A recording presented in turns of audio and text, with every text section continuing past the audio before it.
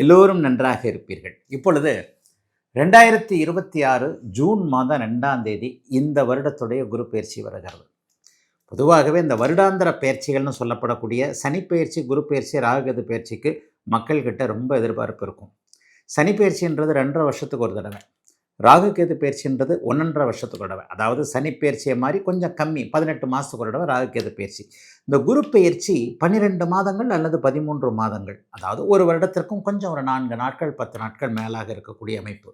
உண்மையிலே இந்த 3 கிரக பயிற்சிக்கு தான் நம்ம பெரிய முக்கியத்துவம் கொடுக்குறோம். ஏன்னா இவைகள் தான் வருடாந்திர கிரகங்கள். ஒரு வருடம் ஒரே இடத்துல நின்று நல்லதையோ அல்லதையோ செய்யக்கூடிய ஒரு கிரகங்கள். சனி பயிற்சினாலே ஒரு பயம் வந்துடுங்க.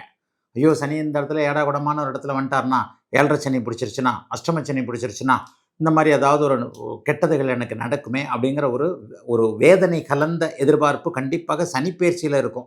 ஆனால் குருப்பெயர்ச்சி அப்படி இருக்காதுங்க. குருப்பெயர்ச்சி எடுத்துக்கிட்டிங்கன்னா ஒரு நல்ல இடத்துல இந்த மனுஷன் வந்துட மாட்டாரா? ஏன்னா சனி 3 இடங்களில் மட்டும்தான் 30 வருடம் கொண்ட இந்த சுற்றில் சனி 3 இடங்களில் மட்டும் கிட்டத்தட்ட 30 வருஷத்தில் 7.5 வருஷம் மட்டும்தான் அவர் நல்லது செய்வார். மிச்சம் 22 வருஷம் தொல்லையில் பண்ணுவார். ஆனால் குரு அப்படி இல்லைங்க. கிட்டத்தட்ட 5 இடத்திற்கு மேலே எவர் ராசிகளுக்கு 2, 5, 7, 9, 11 என்கின்ற 5 இடங்களில் வரும்போது அவர் மிகப்பெரிய நல்லதுகளை செய்வார். உங்கள் ராசிக்கு குரு பகவான் 2ஆம் இடத்திற்கு வர்றார், 5ஆம் இடத்திற்கு வர்றார், 7ஆம் இடத்திற்கு வர்றார், 9ஆம் இடத்திற்கு வருகிறார், 11ஆம் இடத்திற்கு வருகிறார்னா ஒரு வருடத்திற்கு மேலாக நல்ல பலன்கள் கண்டிப்பாக இருக்கும். அதில் ஒன்றும் மாற்றமே கிடையாது. அதனால குருப்பெயர்ச்சியை பற்றி நம்ம கொஞ்சம் ஒரு எதிர்பார்ப்போடு இருப்போம்.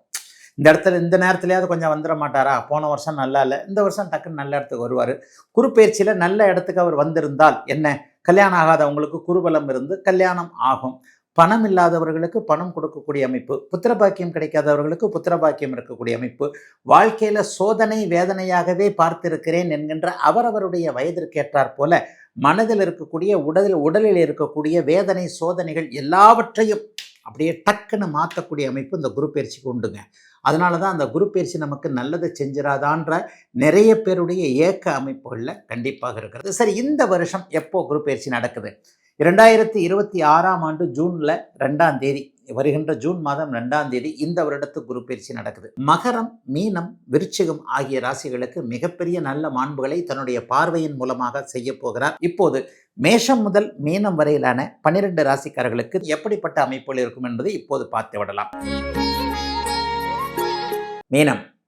மீனராசிக்காரர்களுக்கு இப்போது ஜென்மச்சனி நடந்துகிட்டு இருக்கு. ஜென்மச்சனியிலிருந்து உங்களை காப்பாற்றுறதுக்காக இந்த குரு பயிற்சி வந்திருக்குன்னு சொல்லலாம். உங்களுடைய ராசிநாதன் உச்சத்தை அடைய போகிறார். கஷ்டங்கள் தீர்ந்து விடுமா? கஷ்டங்கள் நன்மைகளாக மாறிடுமா? கஷ்டங்கள் இல்லாமல் இருக்குமா? அப்படிலாம் கிடையாது. ஜென்மச்சனி கஷ்டத்தை கொடுக்கத்தான் செய்யும். ஆனால் அந்த கஷ்டத்தை நீங்கள் தாங்கக்கூடிய அளவிற்கு ராசிநாதனுடைய உச்சம் உங்களுக்கு கை கொடுக்கக்கூடிய அருமையான குருப்பெயர்ச்சியாக இந்த குருப்பெயர்ச்சி இருக்குது. இந்த பாருங்க, ஒருத்தர் போட்டு உங்களை அடிச்சுக்கிட்டு இருக்கிறார். உங்களை அடி தாங்கவே முடியல, நோஞ்சானா இருக்கிறீங்கன்னு அர்த்தம். நல்ல புஷ்டியாக அப்படி புஷ்ன்னு இருக்கும்போது அடித்தா உங்களுக்கு ஒன்றும் தெரியாதுன்னு அர்த்தம். நோஞ்சானாக இருக்கக்கூடிய நீங்கள் புஷ்டியாக போகிறீர்கள். அடி என்னமோ விழத்தான் போகிறது ஜென்மச்சனியின் அமைப்பில். ஆனால் அந்த அடியை தாங்கக்கூடிய அளவிற்கு நல்லவைகள் நடக்கக்கூடிய அமைப்புகள் இப்போது உண்டு. உங்களுடைய தாங்கும் திறன், மன வலிமை போன்றவைகள் அதிகரிக்கக்கூடிய அமைப்புகள் உண்டு. இளைய பருவத்தில் இருந்த ரேவதி நட்சத்திரக்காரர்கள், உத்திரட்டாய நட்சத்திரக்காரங்க போன வருஷம் ஃபுல்லாக கடுமையாக பாதிக்கப்பட்டீங்க. மன அழுத்தம், பணி அழுத்தம், காதல் தோல்வி, சம்பாதிக்க முடியாத தன்மை, வீட்டில் பிரச்சனை, அம்மா அப்பா கிட்ட பிரச்சனை, யாரும் உங்களை புரிஞ்சிக்க முடியாத திறமை, ஸ்லோ ஆகிட்டீங்க, சோம்பல் ஆகிட்டீங்க, இதெல்லாம் அப்படியே விலகப் போகிறது. ரேவதி நட்சத்திரக்காரர்களுக்கு இனிமேல் ஆரம்பிக்கக்கூடிய மன அழுத்தங்களை அப்படியே சமாளிக்கக்கூடிய திறமையும் வரப்போகிறது. ஆக ஜென்மச்சனியுடைய தாக்கம் இளைய பருவத்தினருக்கு தீரக்கூடிய அமைப்புகள் இப்போது உண்டு. அதே நேரம் ஒரு 40-50 வயசுக்கு மேற்பட்ட 2ஆம் சுற்று ஜென்மச்சனியை அனுபவித்துக் கொண்டிருப்பவர்களுக்கு வளர்ச்சிகள் இருக்கக்கூடிய தன்மைகள் உண்டு. வீடு வாங்குவீங்க, கார் வாங்குவீங்க, தொழில் நல்லா இருக்கும், லாபகரமாக நடக்கும், நல்ல வேலைக்காரங்க அமைவாங்க, ஏற்றுமதி இறக்குமதியின் மூலமாக நல்ல அமைப்புகள் உருவாகக்கூடிய அமைப்புகள் உண்டு. தொழில் சிறப்பாக இருக்கக்கூடிய அமைப்புகள்லாம் பெரிய அளவில் இருக்கும். புதுசாக தொழில் ஆரம்பிப்பீங்க. 40-45 வயசுக்கு மேற்பட்டவர் எல்லாருக்குமே பொருளாதார முன்னேற்றம், மங்கள விஷயங்கள் குடும்பத்தில் நடக்கும். அது ஒரு முக்கியமான விஷயம். பொண்ணுக்கு கல்யாணம் பண்ண முடியல, பிள்ளைக்கு கல்யாணம் பண்ண முடியல, பிள்ளைக்கு தொழில் வச்சு கொடுக்க முடியல, ஏற்கனவே தொழில் வச்சு கொடுத்தது இப்படி ஆகிப்போச்சு, ஏற்கனவே கல்யாணம் பண்ணி கொடுத்தது இப்படி ஆகிப்போச்சு. இந்த மாதிரி உங்களுடைய மனசில் என்ன கஷ்டங்கள் இருக்கிறதோ அந்த கஷ்டங்கள் நஷ்டங்கள் அத்தனையும் அப்படியே 50 வயது 40 வயதுக்கு மேற்பட்ட மீனராசிக்காரர்களுக்கு விலகக்கூடிய சூழல்கள் நிச்சயமாக உண்டுங்க. கௌரவம் கிடைக்குங்க. ராசிநாதன் வலுத்தாலே கௌரவம், ஆன்ம பலம் இருக்கக்கூடிய அமைப்புகள் உண்டு. இப்போது இருக்கின்ற கஷ்டங்களை தாங்கக்கூடிய வலிமையை குரு பகவான் உங்களுக்கு 5ஆம் இடத்தில் தந்தே தீருவார் என்பது தான் உண்மை. இளைஞர்களுக்கு ஒரு சின்ன அறிவுரை, ஜென்மச்சனி காலத்தில் புது முயற்சிகள் பலிக்காது. என்னதான் உச்சகுருவாக இருந்தாலும் சும்மா பொய்யெல்லாம் சொல்லக்கூடாது. ரேவதி நட்சத்திரக்காரங்க கொஞ்சம் கவனமாக இருங்க, உஷாராக இருங்க. அதுவும் தூண்டில் போடக்கூடிய விஷயங்களில் ரொம்ப கவனமாக இருக்கணும். 1000 கொடு 10,000 கொடு அல்லது தொழிலை விட்டுட்டு புதுசாக இதை ஆரம்பிக்கலாம். இளைஞர்களுக்கு மட்டும் சொல்கிறேன்.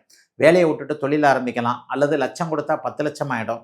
சோஷியல் மீடியாவில் வாட்ஸ்அப்பில் வர அந்த ஃபேக்கான ஸ்கேம் மெசேஜ் எல்லாம் நம்ப தேவையில்லாமல் உழைப்பை மட்டுமே நம்ப தேவையான அமைப்புகள் இளைய பருவத்தினருக்கு இருக்குதுங்க. காதல் பக்கம்லாம் போயிடாதீங்க, கண்டிப்பாக ஃபெயிலியர் ஆகும். அது என்னதான் 5ஆம் இடத்துல உச்சனாக இருந்தாலும் கூட சுக்கிர புக்தி சுக்கிரதசை நடப்பவர்களுக்கு பெண்கள் வழியாக மன அழுத்தங்கள் வரக்கூடிய அமைப்பு ஆயினும் அதை டக்குன்னு சுதாரிச்சுக்கிற அமைப்பை தான் அந்த 5ஆம் இடத்துல இருக்கக்கூடிய உச்சகுரு கொடுப்பார். சனி அடிப்பார், ஆனால் அதை தாங்கக்கூடிய வலிமையை மீனராசிக்கார இளைய பருவத்தினருக்கு கொடுக்கக்கூடிய நல்லதொரு குருப்பெயர்ச்சியாக அமைந்திருக்கிறது. 2026 ஜூன் மாதம் 2ஆம் தேதி நடக்கக்கூடிய இந்த குரு பெயர்ச்சி. வருடம் குருப்பெயர்ச்சி நடக்கிறது. இந்த வருடத்தில் ஏதோ பெரிய விசேஷம் இருக்கிற மாதிரி சொல்கிறாங்களே, ஆமாங்க. 12 அல்லது 13 ஆண்டுகளுக்கு ஒரு முறை குரு பகவான் உச்சம் என்கின்ற அதி உன்னத நிலையை அடைய போகிறாருங்க. அது இந்த வருஷங்க. ஒரு 12 வருஷத்துக்கு ஒரு தடவை தான். இது ஒரு வகையில் ஒரு மாதிரியான பெக்கூலியர் தானே இல்லையா? 12 ஆண்டுகளுக்கு ஒரு முறை மட்டுமே கடக வீட்டில் உச்சத்தை அடையக்கூடிய இந்த குரு பகவான் 12 ஆண்டுகளுக்கு பிறகு இப்போது உச்சத்திலே வருகிறார். அப்போ அந்த உச்சம் அப்படிங்கிற போது உலகம் முழுக்க நன்மைகளை செய்யக்கூடிய இந்த குரு பகவான் கூடுதலாக நன்மை செய்வார்னு எடுத்துக்கலாம். எல்லாருக்குமே குரு வலுத்திருந்தார்னாலே உலகத்தில் அமைதி வரும், ஆனந்தம் வரும், எல்லாருடைய பாக்கெட்லேயும் ஓரளவுக்கு நன்மைகள் இருக்கும், அவரவருடைய பிணி தீரும், பணி சிறக்கும், இப்படின்னு அடுக்கிக்கிட்டே போகலாம். எல்லாருக்குமே நல்லது செய்யக்கூடிய கிரகம் இல்லையா? இந்த குரு பயிற்சியின் மூலமாக குரு பகவான் 3 ராசிகளை பார்க்க போகிறார். விருச்சிகம், மகரம், மீனம். விருச்சிகராசிக்காரர்கள் கடந்த 5-6 வருஷத்துக்கு மேலாக குருவின் பார்வைக்குள்ளே வரல. அவங்க இப்போது குருவின் பார்வைக்குள்ளே வருவீங்க. இந்த குருவின் பார்வைக்குள்ளே வர்றது உங்களுக்கு இப்போது இருக்கக்கூடிய பயங்கர கஷ்ட நஷ்டங்களை விளக்கக்கூடிய அமைப்பு. மகர ராசிக்காரர்களுக்கு மிகப்பெரிய ஒரு நல்லதுகள் நடக்க போகுது. ஒரு 7-8 வருஷங்களுக்கு பிறகு என்னன்னா, ராசியும் ராசிநாதனும் உச்சகுருவின் பார்வையில் இருக்க போகின்றது. ஒரே ராசி உங்கள் ராசி தான். 12 ராசிலே நீங்கள் ஒரு சிறப்பு வாய்ந்த ராசி இந்த குரு பயிற்சியில். உங்கள் ராசிநாதனையும் அவர் பார்க்கிறார், ராசியையும் பார்க்கிறார். ஆக கூடுதல் சிறப்பு. மீனராசிக்காரர்களுக்கு பார்த்தீங்கன்னா இன்னும் கொஞ்சம் ஒரு நல்ல அமைப்பு தான். உங்களை எல்லாத்துக்கும் இப்போ ஜென்மச்சனி போட்டு வாட்டி வதச்சிக்கிட்டு இருக்கு. குறிப்பாக 20-30 வயதுகளில் இருக்கக்கூடிய அத்தனை மீனராசிக்காரர்களும் உண்மையிலே நல்லா இல்லை. இளைய பருவத்தினர் எல்லாருக்குமே வேலை இல்லை, தொழில் இல்லை, மன அழுத்தம், பணி அழுத்தம், காதல் தோல்வி, இந்த மாதிரியான அமைப்புகளில் உங்களை சற்று பாதுகாக்கக்கூடிய அளவில் இந்த குரு பயிற்சி அமையும் என்பதால் மகரம், மீனம், விருச்சிகம் ஆகிய ராசிகளுக்கு மிகப்பெரிய நல்ல மாண்புகளை தன்னுடைய பார்வையின் மூலமாக செய்ய போகிறார். இதில் இன்னும் ஒன்று என்ன தெரியுங்களா? அதிசாரம் என்கின்ற முறையில் போன வருஷம் மாதிரியே 3 மாதம் ஒரு ராசியில் இருப்பார், அதுக்கடுத்து ஒரு 3 மாதம் ஒரு ராசியில் இருப்பார், திரும்ப 3 மாதம் அந்த இடத்துக்கே வருவார். ஜூன் மாதம் 2ஆம் தேதி கடக வீட்டில் உச்சகுருவாக அமையக்கூடிய இவர் 3 மாதங்கள் கழித்து கிட்டத்தட்ட செப்டம்பர் மாத வாக்கில் அப்படியே அதிசார முறையில் சிம்ம வீட்டிற்கு அடுத்த வீட்டுக்கு போயிடுவார். அங்கே ஒரு 3 மாதம் இருப்பார், திரும்பி மட்டும் இங்கே மறுபடியும் கடகத்திற்கே வருவார். ஆகவே இந்த அதிசார குறுப்பெயர்ச்சியாக இருந்தாலும் அதிபலம் என்கின்ற அமைப்பில் முதலில் உச்சம், அதன் பிறகு நட்பு என்கின்ற நிலைமையில் இருக்கக்கூடிய இந்த குரு பகவான் பெரும்பாலும் நன்மையை செய்வார். 2026 ஜூன் மாதம் 2ஆம் தேதி நடக்கக்கூடிய இந்த குரு பெயர்ச்சி.